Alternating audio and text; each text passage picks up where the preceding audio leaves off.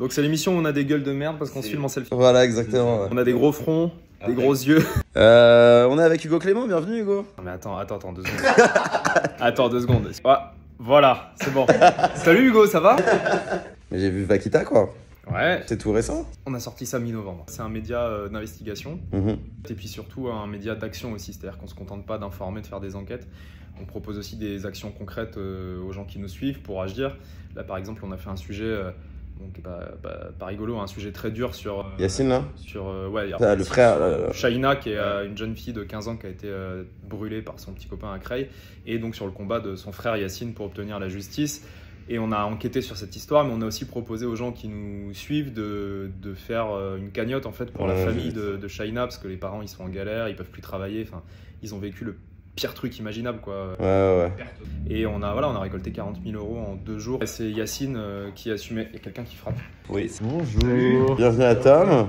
Hugo, la forme. Ouais, la forme. Sur ça, bien. Donc là, t'es déjà en train de te filmer là. Ben, sous les ordres d'Henri. C'est vraiment pas une initiative. Ouais, le mec, il fait l'émission H24. Avec ce film au chiottes. Avant de me dire bonjour, il m'a dit tourne. Je peux enlever ma veste ou faut que je... Non, par contre, non, c'est chaud. Vaquita, ça s'appelle comme ça parce que c'est un mammifère marin. C'est le nom d'un petit dauphin, d'un marsouin plus exactement, qui est le cétacé le plus menacé du monde. Okay. Ils vivent que dans le golfe de Californie au Mexique, il en reste un peu moins d'une dizaine. Ah ouais. C'est le premier reportage qu'on a fait en fait avec mon équipe où on est allé suivre le combat de Sea Shepherd, qui est une asso de protection des océans et qui se bat là-bas contre les cartels de la drogue, notamment le cartel de Sinaloa, parce que c'est les cartels qui font la pêche illégale là-bas et qui donc tuent ces Vaquita quoi. Sur le site, on a une interface et on a une adresse mail, c'est alerte@vaquita.fr au singulier alerte pour nous envoyer voilà tes témoins d'un truc sur l'environnement ou la société, je sais pas, je dis n'importe quoi. Et moi si j'assiste à un truc que j'ai envie de dénoncer, je l'envoie sur la boîte mail. Ouais, alors il faut que ça ait un intérêt pour le public. Par exemple, si tu veux dénoncer je sais pas un pote qui trompe sa meuf, ça nous intéressera pas quoi. Ça nous intéressera pas. Vaquita est allé sur le terrain. Là t'es sur une enquête en ce moment là? On sort une vidéo par jour, donc on est ah ouais. Ouais, on est sur des enquêtes en permanence en fait. Ok. C'est quoi l'enquête qui a fait le plus flipper, genre un gros truc flippant où tu t'es mis en danger Bah alors, pour Vaquita là, ça vient tout juste de commencer, ouais. Donc voilà, mais le truc qui m'a fait le plus flipper, c'est pour mon émission sur France 5. Quand je suis allé justement au Mexique avec les cartels là, sur les Vaquita, où on avait des rendez-vous, tu vois, on était du côté de Sea Shepherd avec eux sur les bateaux, mais on a aussi voulu aller rencontrer les mecs des cartels, donc le cartel de Sinaloa. Tu bosses avec des mecs qu'on appelle des fixeurs. On appelle des fixeurs, exactement. C'est quoi fixeur, ouais? C'est des gens qui vivent dans le pays où tu vas et qui eux vont entrer en contact avec les mafieux, les industriels, etc. Et donc on a eu une entrée dans le cartel de Sinaloa par notre fixeur. Et après, les mecs nous ont donné rendez-vous un soir dans une maison un peu abandonnée au fin fond de la ville. Nous ont dit de les suivre en voiture. Là, après, on est parti en mer avec eux. T'étais quoi, toi, le caméraman Le réalisateur, le caméraman, le fixeur et moi, on était 4. Ah ouais. Mais bon, c'est sûr que quand ils arrivent avec leur petite barque, qui sont tous cagoulés, là, que tu montes sur la barque. T'attacher les pieds avec le terme. Attendez, les gars. Non, mais tu te dis, bon, le mec, ils peuvent faire ce qu'ils veulent de nous, personne viendra nous aider, quoi, tu vois. Et ils n'ont pas non plus d'intérêt à t'éliminer parce que tu es un journaliste étranger. Quoi, des ambassades? Les ambassades, les machins, donc ils n'ont aucun intérêt non plus à éliminer un journaliste français. Mais voilà, par contre, les journalistes mexicains qui bossent localement, qui ont leur famille localement, qui enquêtent sur les cartels, eux, ils prennent vraiment des risques pour leur vie. C'est fou, ouais. Et il y en a qui se font buter très régulièrement, malheureusement. Tu rencontres des cultivateurs d'avocats qui sont armés jusqu'aux dents pour se défendre contre les mafieux. Enfin, c'est un autre monde. Hein. Et là, dans ces moments-là, tu flippes un peu. T'as failli mourir combien de fois? Franchement, 0, j'ai l'impression. Peut-être que des fois, je suis pas passé loin, je m'en suis pas rendu compte. Mais... En fait, il fait des tentatives de suicide, mais il n'y arrive pas. À chaque fois, putain, qu'est-ce qu'il faut que je fasse? C'est clair. Trop de faire ça maintenant. Bah viens, écoute, tu leur feras des vannes, mec du cartel. Tu leur fais faire un rond carré. Les petits tours de magie. On fait un rond carré avec la MS-13. Vous êtes jamais parti dans ce genre de bail? Non. Moi, j'ai failli me faire tuer par un dealer costaricien. Je sais pas si ça rentre dans. Parce que tu l'as pas payé? Non. En gros, je suis avec ma mère au Costa Rica, je lui demande un... Je m'attendais tellement pas à ça. Je suis avec ma mère, on charge de la coke. Non, de la weed. Enfin, un dimanche quoi, un dimanche. Et le dealer, il m'arnaque de 10 balles, on s'en fout. Sauf que ma mère réalise et elle pousse le dealer Quoi? Elle pousse le dealer. Il a les larmes tatouées sous les yeux, pas parce qu'il est triste. Mais il le pousse, c'est-à-dire? Non, sur son torse. Le gars me regarde, il me dit If she touch me again, she will have big problem. Je dis maman, on y va. Non. J'achetais de la drogue avec ma mère au Costa Rica et elle a tabassé un dealer. Et je suis encore là pour le dire. Ok. Je dois bouger moi. Vas-y. Et on dit au revoir à Joseph. Pourquoi tu pars du coup si c'est pas indiscret? Je vais enregistrer un podcast. Ah bah super, sympa. Un meilleur podcast. C'est ça. Quel âge t'as d'ailleurs? J'ai 33 ans. T'aimerais que je te dise que tu le fais pas. Non, mais t'es connard. Toi, t'as quel âge? J'ai 24 ans. Ah, tu fais vachement plus. Voilà. Ouais, vous êtes, toi aussi, t'as ça, quoi, genre 24. Moi j'ai 28. 28. Moi j'ai 35 là en décembre là. 35. Ouais, j'ai 35. Oh, putain, t'as presque 40 balais. Merci Hugo. Putain, t'es vieux. Les youtubeurs aussi prennent 1 an chaque année, quoi. C'est fou, mais. C'est venu après le militantisme écolo ou pas? Après quoi? Après avoir commencé le journalisme, excuse-moi. Ouais, c'est venu après, ouais. Pourquoi? Enfin, comment je veux dire? Moi, franchement, avant d'être journaliste et quand j'étais au lycée ou étudiant, ça m'intéressait pas du tout, j'y pensais même pas, tu vois. Et j'avais l'impression qu'à l'époque, on en parlait beaucoup moins quand même. Ouais, notre génération n'a pas du tout été éduquée à ça. Et donc, en devenant journaliste, en devenant reporter, en fait, je suis allé dans des endroits où j'aurais jamais dû aller. Et en fait, c'est en voyant les trucs de mes propres yeux que que je me suis dit, putain, c'est trop grave. T'as une image comme ça où t'as vraiment été triste, quoi? Ouais, bah les élevages intensifs. Hein. C'est vrai que tu t'infliges des trucs de ouf. C'est exactement ce que j'allais dire, genre au quotidien, t'es face à des trucs graves, quoi. Ouais. Tout le temps, quoi. Ouais, mais en même temps, je suis aussi avec des gens qui font des trucs. C'est-à-dire qui essayent de changer les choses. Et ça protège quand même vachement. Parce que c'est sûr que si tu fais que subir les images, Ouais, voilà. si t'es que passif, on va dire, tu vois, sur ce que tu prends dans la gueule, bah, c'est vachement plus difficile. Mais oui, le fait de rentrer dans un élevage intensif, je pense que 80% des gens, s'ils rentrent dans un élevage porcin intensif en France, n'importe où, tu ressors, tu changes ta consommation, hein, tu restes pas indifférent, quoi. Bah, par exemple, l'élevage de poulets en France, la norme, c'est 22 poulets par mètre carré, donc ça fait une feuille à 4 par poulet. En gros, en France, on abat 1 milliard d'animaux par an. 1 milliard d'animaux terrestres par an, ça fait 3 millions par jour. Qu'en France? Juste en France. Et sur ce milliard d'animaux qu'on abat chaque année, t'en as 150 millions qui sont à l'extérieur et 850 millions qui sont enfermés. Ouais, c'est 85% quoi. Bah, la solution pour changer ça, c'est déjà de réduire le volume de consommation. Parce que tant qu'on mange autant de viande, tu peux pas fournir la demande avec un élevage. Il n'y a pas de baisse? Si, il y a une petite baisse de 10% ces dernières années, ce qui est déjà bien. Bah ouais. Je m'attendais même pas à 10%. C'est bien, c'est bien. Ça commence à s'infléchir. Mais si tu veux, on mange toujours 85 à peu près kilos de viande par an et par personne. Tu peux pas demander aux éleveurs de vendre... il y a un esprit ici, il y a un truc qui a pété. Tu peux pas... Vakita, c'est un impact écologique que t'aimerais bien qu'il ait, surtout, ou aussi sociétal? Bah, les deux, franchement. Ouais, les deux. De toute façon, c'est lié pour moi, l'écologie, la société. Les températures, bah, tu vas avoir des millions de gens qui vont venir vers l'Europe. Et ça, on n'en a pas du tout conscience. Tu vois, déjà, quand tu vois aujourd'hui comment ça crispe la société, les questions d'immigration, alors qu'il y a peu de personnes qui arrivent par rapport à ce que ça va être dans les décennies qui viennent, tu te dis que c'est important. Donc, impact sur la santé, l'immigration, l'économie. Ça n'a pas de sens de parler d'économie, de créer de l'emploi, si tu n'as pas un environnement sain, avec un accès aux ressources qui est garanti. Si tu as un effondrement écologique, tu as aussi inévitablement un effondrement économique. Mais sans insinuer que ça sert à rien de faire quoi que ce soit, t'as pas l'impression que c'est complètement foutu, quoi? Non, je pense qu'il y a des trucs, il y a des combats qui sont perdus, tu vois, il faut savoir le reconnaître. On sait par exemple que les glaciers en Europe, il n'y en aura plus. Ouais. Par contre, on peut limiter les dégâts. Et ça, c'est clair qu'il faut dire qu'il n'est pas du tout trop tard pour limiter les dégâts. Parce que chaque degré de réchauffement supplémentaire change complètement la donne. Un monde avec plus 1,5 degré ou un monde avec plus 3 ou plus 4, c'est pas du tout la même chose, quoi. Et non, il n'est pas du tout trop tard. Ça, il faut surtout lutter contre cette mentalité-là. Parce que sinon, on va aller vraiment vers une situation dramatique. Beaucoup de particuliers ou d'associations ou de médias comme le tien essayent de faire des efforts, tu vois, des actions. Mais que les vraies personnes dont ça dépend, c'est les gouvernements, et ouais. Ils s'en foutent de plus en plus, quoi. Les accords de Paris sont de moins en moins respectés. T'as raison, mais les gouvernements, c'est qui? C'est nous. Oui. En tout cas, dans les pays comme la France, qui sont quand même des démocraties, qu'on le veuille ou non, le président de la République, il est élu, les députés, ils sont élus. Demain, s'il y a un gouvernement écologique en France, ce qui serait très bien, il y a encore les États-Unis, il y a encore. Déjà, il y a ça. Il y a à l'intérieur de nos frontières, déjà mettre aux responsabilités des gens qui veulent faire quelque chose. Parce que si on le fait pas, on peut s'en prendre qu'à nous-mêmes. Et ensuite, tu as effectivement l'argument de dire qu'on entend beaucoup. La France, c'est 1% des émissions de CO2 au niveau mondial, donc on peut faire ce qu'on veut, ça changera rien. La Chine, c'est à peu près 30%. 13% les États-Unis et 7% l'Inde. Okay. Voilà. Sauf que si tu additionnes tous les pays qui représentent 1 ou 2% des émissions, c'est la première source d'émissions de CO2 mondiale. Donc, autour de 40%, donc plus que la Chine.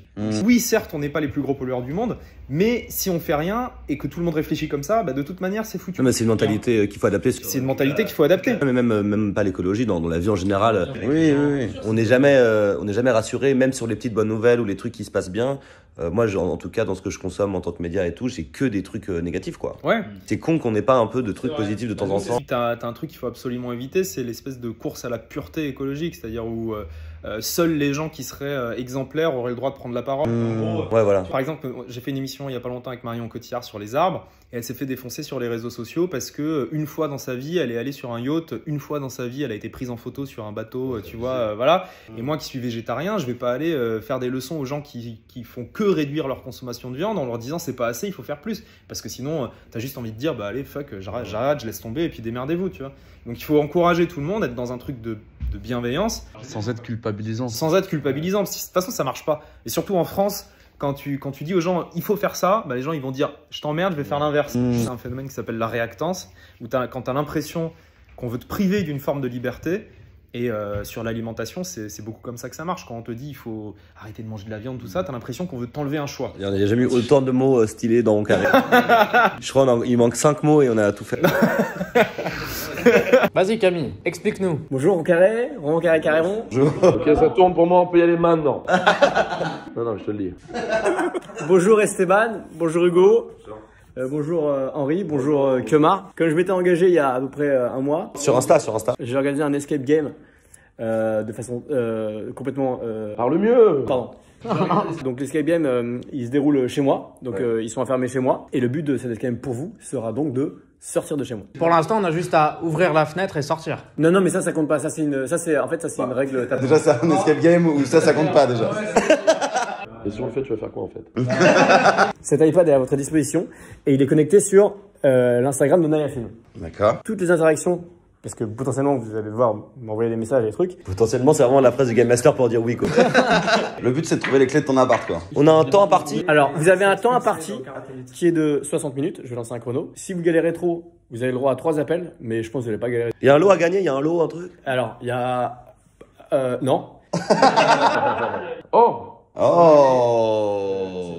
C'est un vinyle, quoi. Juste mettez-le quand même sur cette face-là. Bon, et les clés sont là, en fait. Vous écoutez le vinyle. Voilà. Donc ça, c'est le début du jeu. Vous avez des questions ou pas? J'ai une question, est-ce qu'on peut prendre du plaisir? Alors, le but, c'est vraiment de prendre du plaisir. Ok. J'ai caché un peu de cocaïne, de weed et de... non, elle est pas où celle-là. T'as déjà fait un skate? La coke? Ah, escape game, ouais, j'en fais, je déteste. Et attends, Hugo, t'as déjà fait un escape game? C'est mon premier escape game de ma vie. Ça me fait plaisir, parce que potentiellement, tu vas détester à tout jamais, ou alors ça peut te déclencher quelque chose. Ok. Il est où le chrono? Tu lances comment? Tu vas écouter le vinyle? Et puis tu me dis. Oh la vache! Allez, ciao! Ciao. Et c'est parti, messieurs. Bon, est-ce que je peux mettre le petit kiff du vinyle? Mets le vinyle. Vas-y. Bon, déjà, c'est incroyable. Carré, c'est carré, c'est rond, carré, rond, c'est carré, c'est rond, carré, c'est rond, carré. Si vous parvenez pas à sortir en moins d'une heure, vous me devrez chacun 50 €, j'ai vu avec la prod, qu'on prendra du chapeau, du prochain rond carré à la Java, tous les samedis à 20h. Ouais, je vous fais de la pub. Alors Esteban, Hugo, Henri, Marc, Kemar. En fait, Marc et Kemar, c'est la même personne. Votre mission ici est simple. Trouvez la clé pour sortir de chez moi. Si vous galérez de ouf, vous avez le droit de m'appeler, mais seulement 3 fois. Sinon, ça voudra dire que vous avez échoué. Les règles sont simples, vous allez suivre les indices au fur et à mesure. C'est à peu près tout en fait. Voilà. Donc j'ai littéralement payé un vinyle 75 balles pour faire ce message. Donc juste pour le rentabiliser, je vais continuer à parler. Et vu que j'ai fait des cours Florent en 2008 et vous montrer un peu quel acteur technique je suis, je vous propose de vous faire le corbeau et le renard de La Fontaine. Maître corbeau sur un arbre perché tenait dans son bec un fromage. Maître renard, par l'odeur alléchée, lui tint à peu près ce langage. Et bonjour, monsieur du corbeau, que vous êtes joli, que vous me semblez beau. Sans mentir, si votre ramage se rapporte à votre plumage, vous êtes le phénix des hôtes de ces bois. Fais chier, Camille. Le son vaut bien. Je vais À présent, vous donnez le premier indice, mais avant de vous donner l'indice, je vous invite à m'envoyer par SMS le mot Let's Go. Enfin, ça fait 2 mots. Let's Go. Je le fais. Comme ça, je lance le chrono de 1 heure. Et je vous donne le premier indice. Le premier indice est le suivant. Une personne que nous connaissons tous ici plus ou moins personnellement est représentée chez moi en train de croiser les bras. Le premier indice se trouve avec lui. Vous avez 1 heure. Let's go. Bon courage en carré. Roméo Elvis, c'est pas les bras croisés? Ouais, quand même un petit peu, fais voir. Il aurait dit les mains jointes. Mais non, si, c'est ça, c'est ça. Mais non, on connaît. Il a dit quelqu'un qu'on connaît. Ouais, mais plus ou moins personnellement. En vrai, peut-être c'est lui, hein. Vas-y, bah aide-moi à le faire. Ah ouais, vous êtes comme ça, vous êtes des tarés. Rien du tout. Et c'est un échec. Bon, bah, on va l'appeler, hein. On n'arrive pas du tout là. Plus ou moins personnellement, allez, il a dit les bras, hein. Les bras croisés. Bah ça, là. Ah, mais là, mais Vincent Leplat. Ah, Vincent. Vincent, c'était l'ancien coloc de Henri. Ouais. Qui faisait des bustes, c'était les Vincent d'argent, les Vincent d'or pour ceux qui lui offraient le meilleur cadeau d'anniversaire. Il y a un petit papier. Ouvre-le, merde. Peut-être que c'est un indice. C'est énorme. Salaire avec taxe, cidre, déodorant. C'est une charade quoi. Salaire avec taxe, c'est brut, net. Non, doux. salaire avec taxe. Bah avec taxe, c'est net. Bah alors c'est lui qui s'est trompé, mais dans tout. Ah brut, ah oui brut. Brut. Donc le Game Master s'est déjà trompé au premier indice. Brut, c'est quoi ça, un livre Le média. Le média brut. Est-ce qu'il y a une conversation avec Brut? Ouais, c'est ce que je me demandais. Là, j'ai un truc, hein. Ah, du cidre brut. Attends, mais on est en train de torcher le game en fait. Donc là, il y a marqué, donc ça on s'en fout, je pense.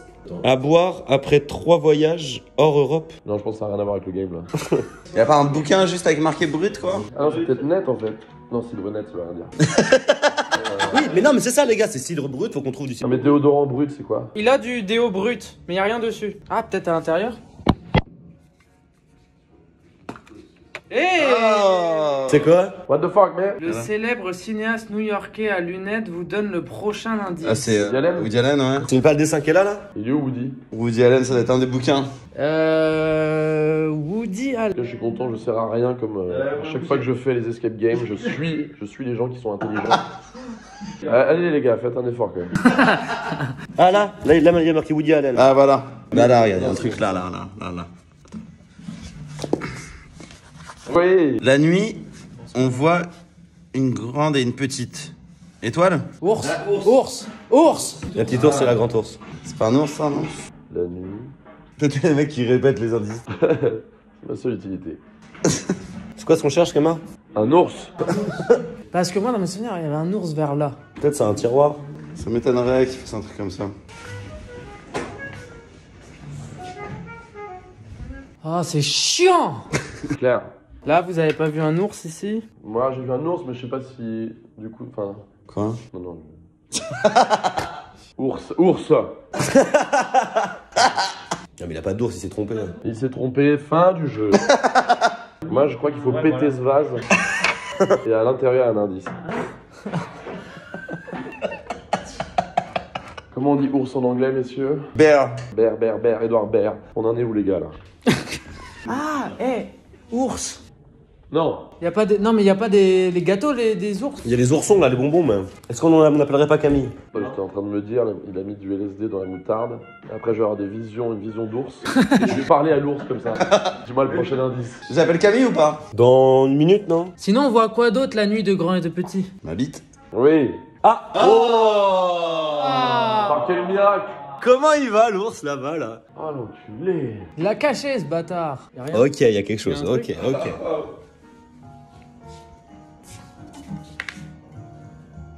Waouh. Ne laissez plus rentrer de lumière naturelle. Ah! Faut tout fermer. Ça devient creepy là. Déshabillez-vous tous. Oh, j'ai un truc moi. Il y a un truc? Envoyez-moi par SMS le mot Blackpool afin de recevoir Afin de recevoir? l'indice suivant, mais BLACKPOOL. Bon, on va attendre. Ça va répondre les gars. Vous êtes prêts? Ouais, alors? C'est super rapide là, cette histoire là. Allez. Mais Ça va beaucoup trop vite. t'es pas censé nous répondre là?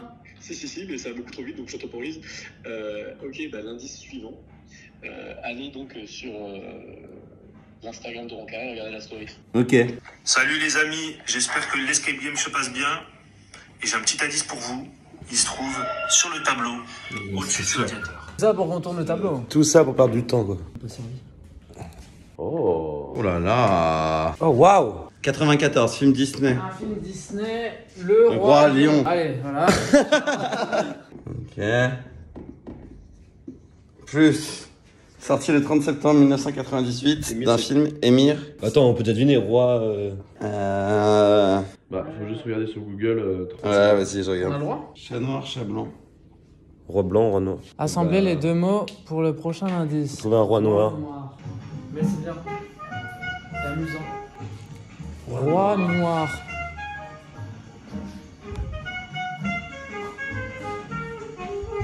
Un roi noir.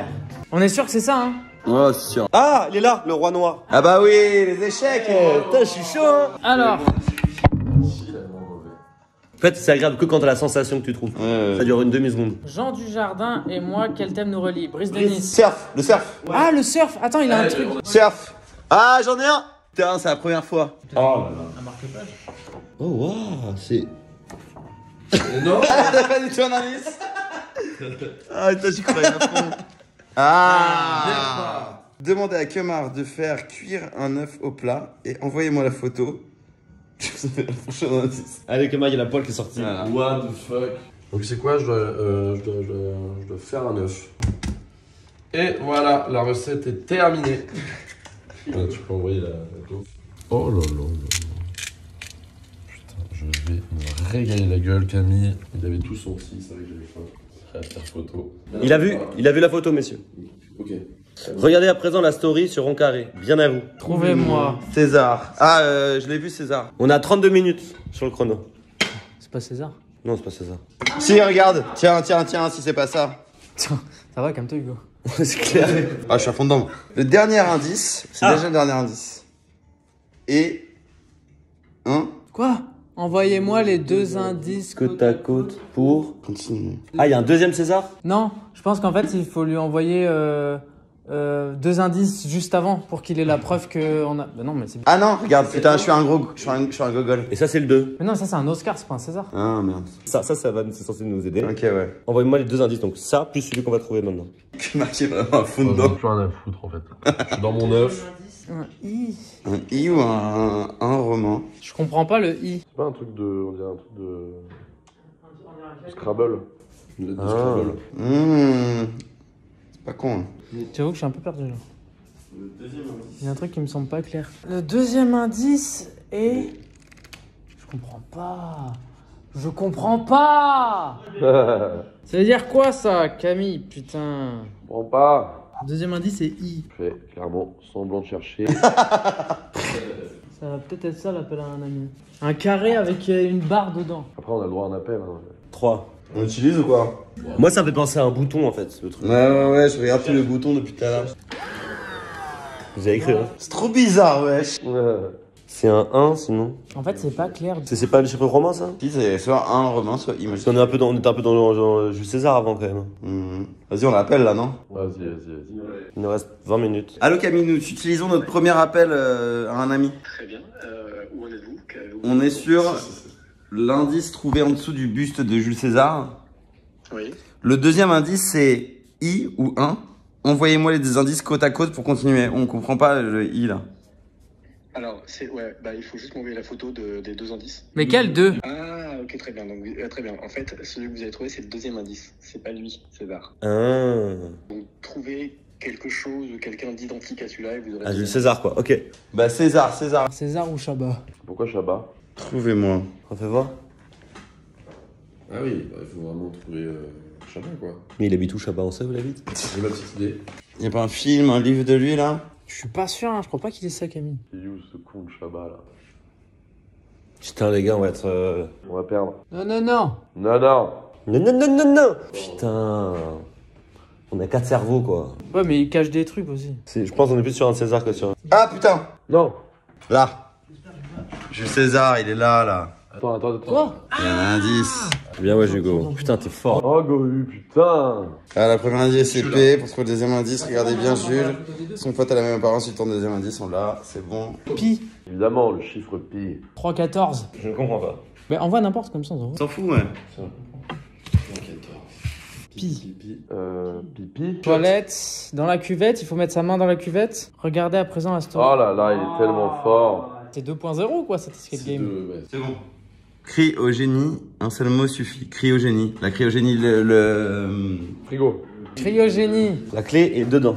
Il y a un coffre-fort dedans là. Je pense pas qu'il laisse un coffre-fort. Wouah. Et du coup c'est 3,14. Ok, il est chaud quand même. Ah, le code. Attention.